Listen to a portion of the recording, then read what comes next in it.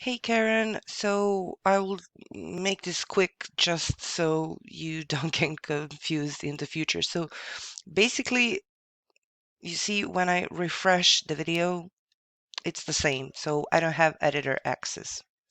So when I go here and share, it says agent locator as a viewer.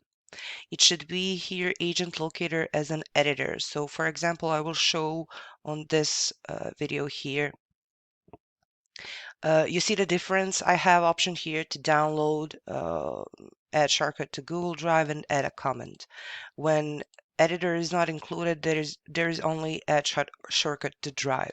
So uh, on this example, so this is the way it should look like. So basically, it should says anyone with a link and with a viewer. So not agent. I mean, you can set it as it is as agent locator like here, and just set it as an editor, and I will adjust it, or you can set it right this immediately, so anyone with the link and as a viewer.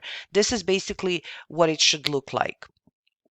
But if it's easier for you, so just change it here, instead of viewer, change it as an editor.